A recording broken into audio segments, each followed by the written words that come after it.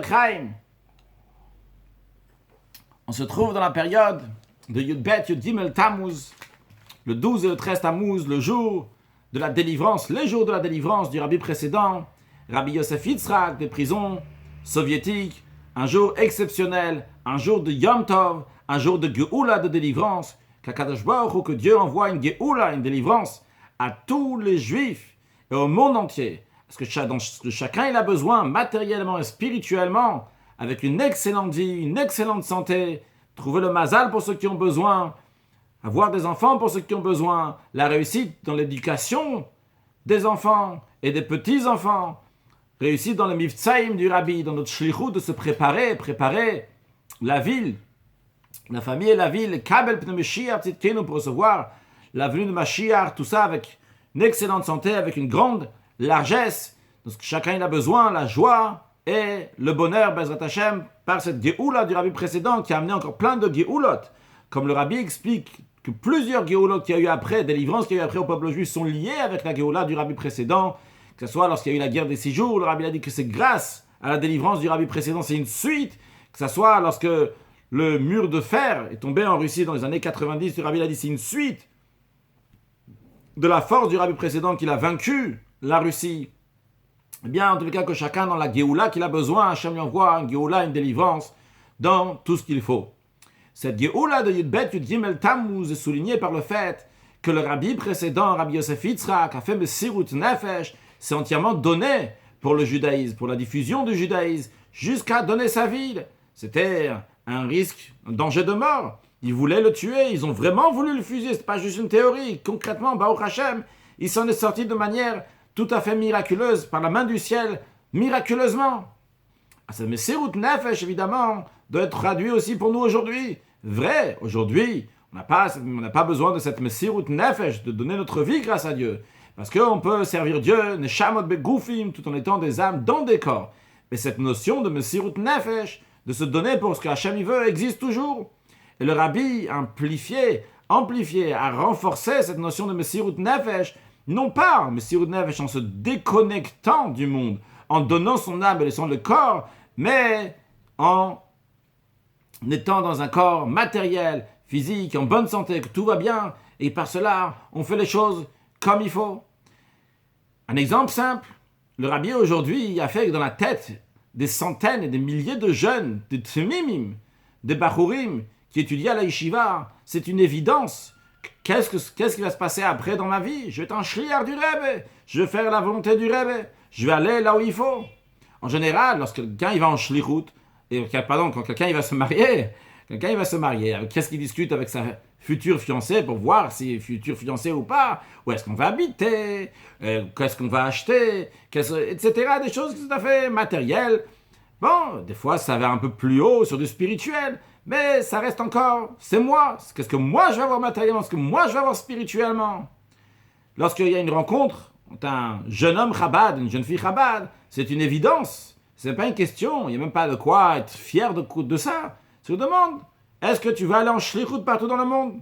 Personnellement, je me rappelle, aujourd'hui je réalise que c'est quelque chose de particulier à Chabad, mais je rappelle personnellement la première rencontre avec ma femme, Baruch Hashem. On s'est demandé la question, je lui ai demandé la question, est-ce qu'elle est prête à aller en shlichut partout dans le monde entier?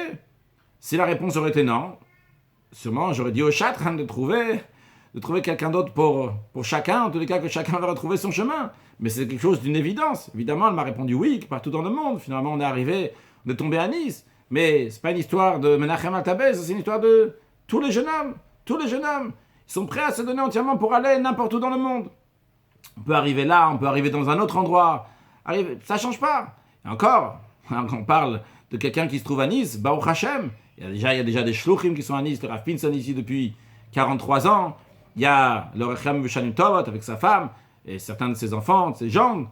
Et il y a des shluchim, toute l'équipe de shluchim qu'il y a ici. Il y a des magasins kasher avec une école juive, une école Chabad, avec un cheder. C'est extraordinaire.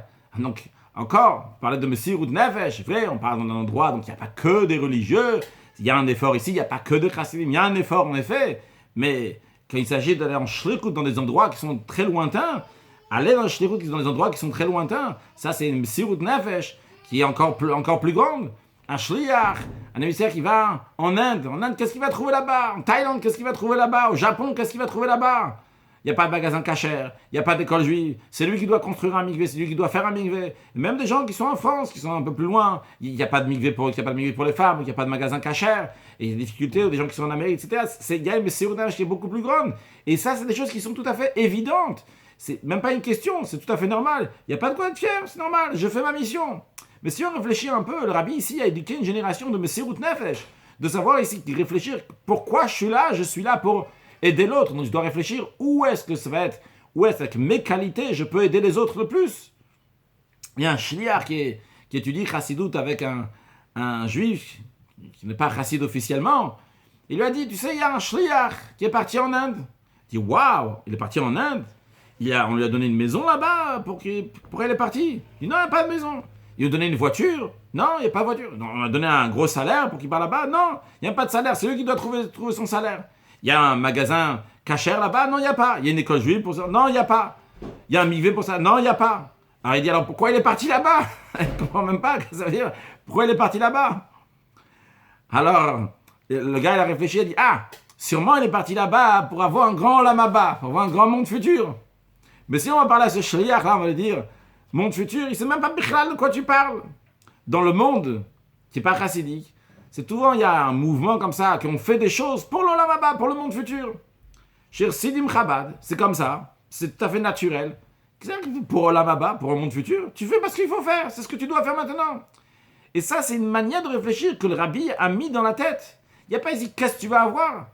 Tu vas mettre des tefilines à notre juif. Pourquoi tu vas lui mettre? Parce qu'il faut lui mettre. J'ai discuté avec quelqu'un une fois. Il dit, pourquoi tu mets des tefilines? Il y a des années de ça. Je dis, parce qu'un juif n'a pas mis, il faut lui mettre des tefilines. Il dit, mais pourquoi tu mets? Je dis, parce qu'il n'a pas. Il dit, non, mais quel intérêt tu as de ça? Qu'est-ce que tu vas en sortir? Il dit, tu vas avoir un Gan Eden, tu vas avoir un Lamaba. Bon, quand je lui dis que c'est pour l'avenue de Mashiach, ça fait représenter encore plus l'avenue de Mashiach, il dit, ah, t'as quand même un intérêt. C'est l'intérêt, c'est que tu veux Mashiach, donc tu vois, t'as quand même un intérêt. Bon, alors que c'est un intérêt pour tout le monde, c'est Mashiach, alors que moi et tout le monde veut vraiment la venue de Mashiach, qui sont entièrement donnés, mais c'est ce que le rabbi nous éduque, ce que le rabbi nous demande. Le rabbi nous dit que la messirut nefesh, le etzem, l'essence d'un neshama doit s'exprimer dans les kochot hagluim, dans toutes les forces dévoilées de la personne. C'est pas juste comme ça de temps en temps, j'appuie sur un bouton, il y a une bombe qui explose, une messirut nefesh, un grand effort, bon, et après on redevient normal. Le rabbi veut que messirut nefesh soit une bombe qui soit explosée à long terme, sans exploser, que constamment, ici, il y a de la chaleur, il y a de l'énergie, il y a un don de soi pour faire qu'est-ce que Hachem veut de moi, qu'est-ce que je suis ici sur la planète, qu'est-ce que je fais ici. Ça, c'est la messirut nefesh de notre génération, sans parler de la messirut nefesh simple, la messirut nefesh dans des mots simples, quand regardez quelque chose qu'il ne faut pas, je ne vais pas regarder, il y a une discussion qu'il ne faut pas entendre, je ne vais pas entendre parler des bonnes choses. Ça, c'est des efforts qu'il faut faire dans le messirut nefesh, dans la vie de tous les jours. Le rabbi nous éduque à réfléchir comme ça, de manière que ce soit naturel. À des enfants juifs, quand tu leur donnes une pièce de tzedaka, des enfants qui ont été éduqués dans une famille Chabad, une pièce, c'est la tzedaka, il n'y a pas d'autre chose. De même, dans toutes sortes de choses qu'on voit que ça peut être matériel, c'est pour le service d'Akadosh Baruch Hu.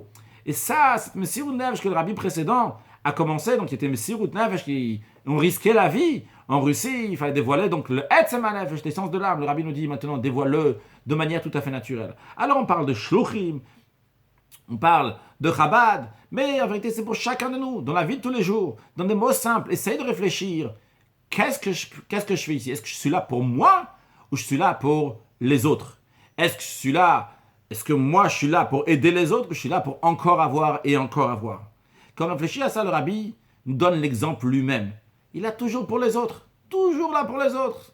C'est tout, mon inyan, c'est d'aider les autres. Pourquoi je suis là, c'est pour aider les autres. En vrai, c'est un rabbi, c'est un Rosh Bnei Israël, c'est Avinu, Malkeinu, c'est notre roi, c'est notre père. Donc il est là pour s'occuper du peuple juif. Moshe Rabbeinu de la génération, c'est un Rohen Ne'eman, c'est un berger fidèle. Mais le rabbi nous donne l'exemple à chacun de nous. Chacun de nous, on a un petit admour en nous-mêmes. On a cette partie-là, comme ça le rabbi dit dans Sikha, donc je crois que c'est au Shana Rabbah Tafshinun Bet, dans Sikha Bilti Muga, donc dans la cassette, on peut entendre. Dans la cassette, quand le rabbi parle, on peut entendre. Le rabbi parle, tous les juifs, bon, je n'ai pas mis de parler quelque chose comme ça. Je ne m'impressionne pas de dire ça. Donc, c'est que chacun de nous, on a le Moshe Rabbeinu qui est en nous et qui nous dit, toi aussi, comporte-toi comme le rabbi, toi aussi, donne-toi entièrement. Et pas seulement que ça soit de momentané comme ça, boum, un moment après ça part. Ça doit être quelque chose qui est constamment. Réfléchir, Qu'est-ce que je fais? Est-ce que j'ai fait aujourd'hui quelque chose pour un autre ou j'ai fait uniquement pour moi? Est-ce que j'étais là pour ce que moi je cherchais ou bien j'étais là pour ce que l'autre y cherchait? Ça, c'est un Messirut Nefesh, aller vers un autre, réfléchir comment je peux aider un autre.